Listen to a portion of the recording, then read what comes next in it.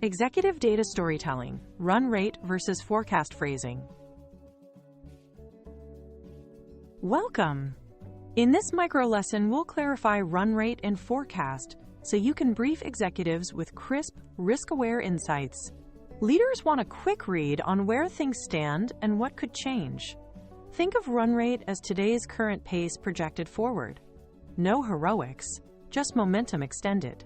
A forecast goes further, an informed view of where we'll land after considering seasonality, pipeline, and constraints. Your phrasing doesn't just report numbers, it shapes decisions and trust. Say it clearly, call out uncertainty honestly, and you'll help your team allocate resources with confidence. Define run rate with specifics. State the current pace, the time period, and the assumption that conditions hold. For example, at the current weekly average, we project Q-end at X.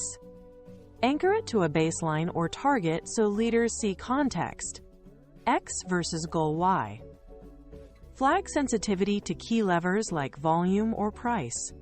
A 2% price change moves run rate by plus or minus Z. Be explicit about exclusions or provisional data. Excludes new launches, assumes no supply constraints. Precision prevents misinterpretation and keeps everyone aligned on what the number actually represents. A strong forecast blends data plus judgment.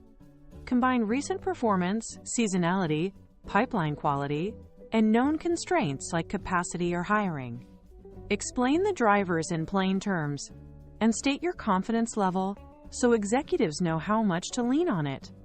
Call out known risks, e.g., supply delays, and upside, e.g., a partnership close, to show the full range.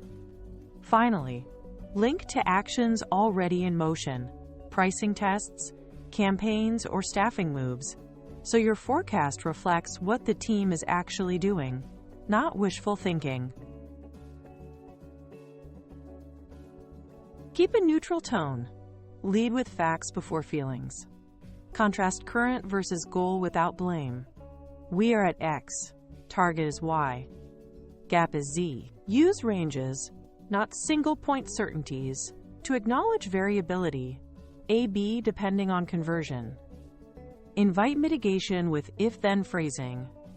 If supply clears by the 15th, we land near the top of the range. If not, we track lower. This style reduces defensiveness, keeps focus on solutions, and makes it easier for leaders to engage productively. Use concise, transparent lines. 1. At current pace, we are tracking at X versus goal Y. 2. If trend holds, we'll exit Q at A/B range. 3. Run rate reflects segments 1 to 3, excludes new launches, so everyone knows what's in and out. 4. A 5% churn change shifts outcome by plus or minus Z to spotlight sensitivity. These phrases establish context, highlight assumptions, and flag volatility without drama, exactly what busy executives need to make timely calls. Elevate from momentum to judgment. 1. Our base case is X, informed by seasonality plus pipeline. 2. Key risks: supply delay, conversion dip, upside, new partner, to frame the range. 3. Confidence, medium, 70% of Q target already booked, so stakeholders know how firm it is. 4.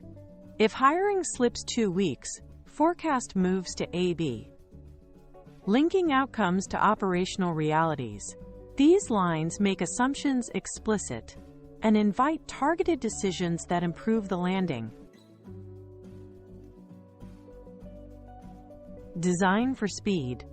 Lead with a headline that states outcome versus target, tracking 92% of plan, range 88 to 96%. Follow with one driver chart or table showing the main lever. Use color only for wristbands.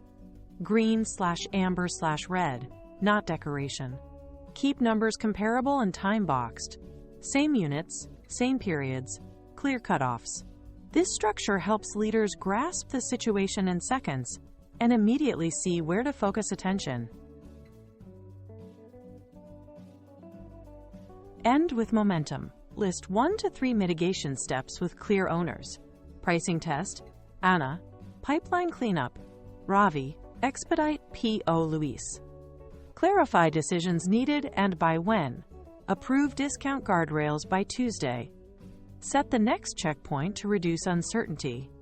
Update on Friday with new conversion data. Conclude with a sober summary. If nothing changes, we landed A-B. This close turns insight into action and aligns the room on what happens next.